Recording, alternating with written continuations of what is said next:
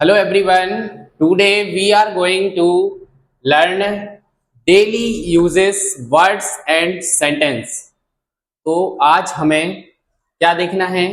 आज हमारा डे 2 है, तो हमें एक छोटे छोटे वर्ड्स और छोटे छोटे सेंटेंस को देखना है। इससे हमें थोड़ा सा शुरुआत करनी है इंग्लिश बोलने की।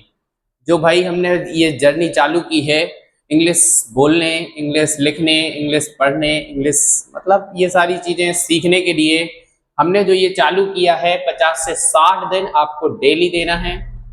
जितना भी आप समय निकाल पाते हैं अपने लिए, अपनी कम्युनिकेशन स्किल्स के लिए, अपने बोलने के तरीके के लिए, जितना भी आप समय निकाल पाते हैं रोज निकालिए। और भाई ये जरूरी है। तो हमें छोटे छोटे वर्ड्स हो गया, छोटे छोटे सेंटेंस हो गए, इनसे हमें शुरू करना है।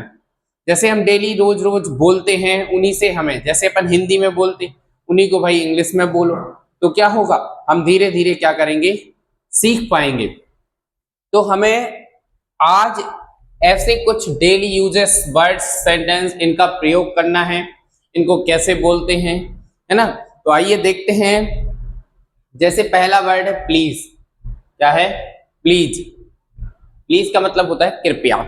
जैसे आप बोलते ना, please help me, please please please ऐसा कर दो, प्लीज वैसा कर दो, प्लीज मेरे साथ वहां चलो, है ना, प्लीज। तो हमें इनसे ऐसे बोलने से क्या होता है, थोड़ा सा शब्दों में मिठास आ जाती है। जैसे आपको किसी को बोलना है प्लीज सिट हेयर, यहां बैठो, है ना, कोई आया है, प्लीज सिट हेयर। तो अगर आप ऐसा थोड़ा सा मिठास करके बोलेंगे तो उसको भी, कितना भी गुस्से में हो, वो बैठ जाएगा है। और कोई आया बोले बैठ जा, तो फिर अच्छा नहीं लगेगा, है ना। तो हमें इन सारी चीजों को प्लीज, ठीक है। वेलकम, जैसे कोई आता है, जैसे आपके यहाँ कोई आया तो आप बोलिए वेलकम, वेलकम स्वागत है, आइए, है ना। अलाउ मी, मुझे अनुमति दें। अलाउ मी का मतलब होता है मुझे अनुमति दें। एक्सक्यूज मी, क्षमा करें। जैसे आप किसी से बोलते ना excuse me, listen to me, जरा सुनिए, है ना, लिसन टू मी, या एक्सक्यूज मी, यहां बैठ जाइए। तो आप क्या करते हैं, जैसे जब कोई काम कर रहा होता है तो आप उसको जब बोलते हैं तो वो डिस्टर्ब होता है, इसके लिए अपन बोलते हैं एक्सक्यूज मी। क्या बोलते हैं? Excuse me, excuse me.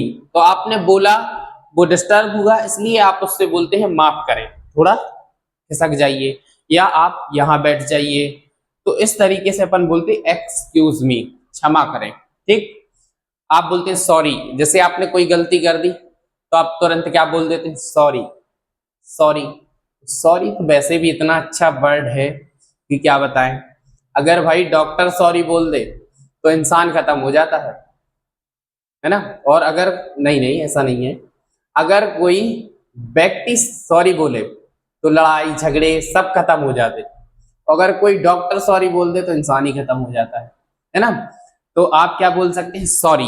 अगर आपसे कोई गलती हो रही है तो आप धीरे से बोल दीजिए सॉरी, है ना।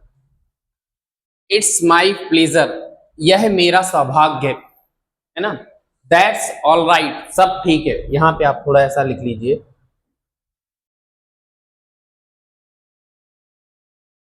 सब ठीक है।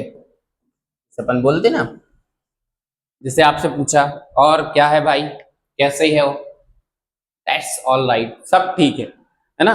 जैसे आपसे पूछा हाउ आर यू, आप बोल दो दैट्स ऑल राइट, सब ठीक है ना। आई एम फाइन, इसका मतलब भी होता है ठीक है। तो आप बोल सकते हैं दैट्स ऑल राइट, सब ठीक है। इसके बाद जैसे काइंडली, कृपया।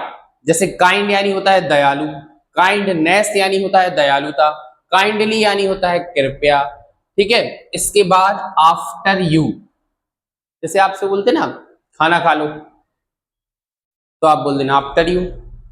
आई will take food after you, मैं आपके बाद खा लूंगा, आप खा लीजिए, मैं आपके बाद खा लूंगा। तो आफ्टर यू, आपके बाद, मैं आपके बाद ऐसा कर लूंगा, मैं आपके बाद यहां चला जाऊंगा, मैं आपके बाद फोन चला लूंगा।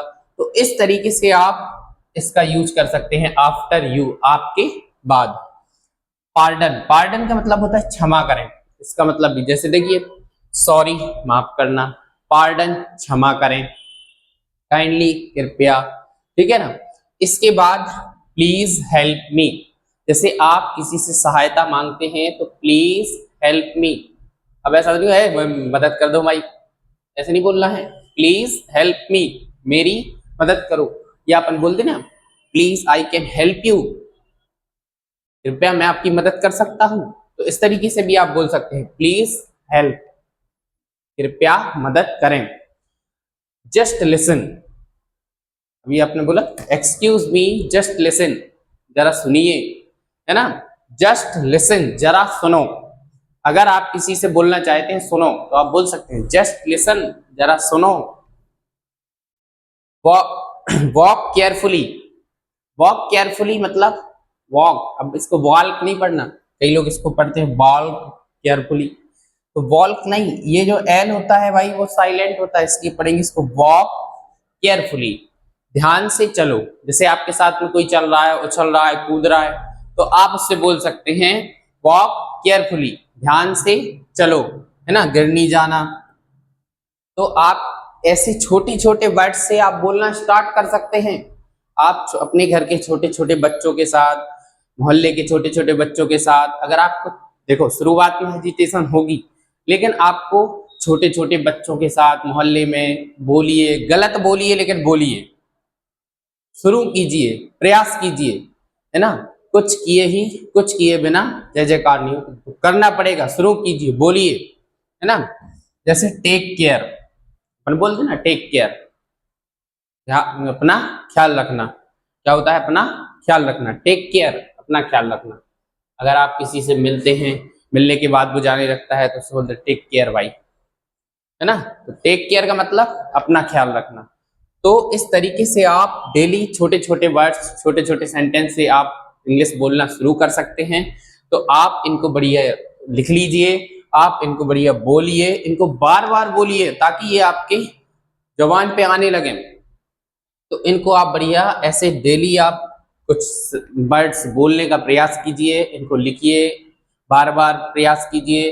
कोई नहीं मिलता है तो भैया जो मिरर होता है, आईना के सामने खड़े होकर खुद से बात कीजिए, खुद से बात कीजिए, उससे आप सीख जाएंगे, है ना।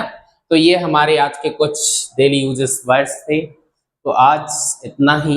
अगर वीडियो पसंद आ रही है तो वीडियो को लाइक करें और भाई अपने दोस्तों के पास जरूर शेयर करें ताकि वो भी कुछ बोलना सीख सके, है ना। तो ज्यादा से ज्यादा इसको शेयर करें ताकि उनका भी फायदा हो।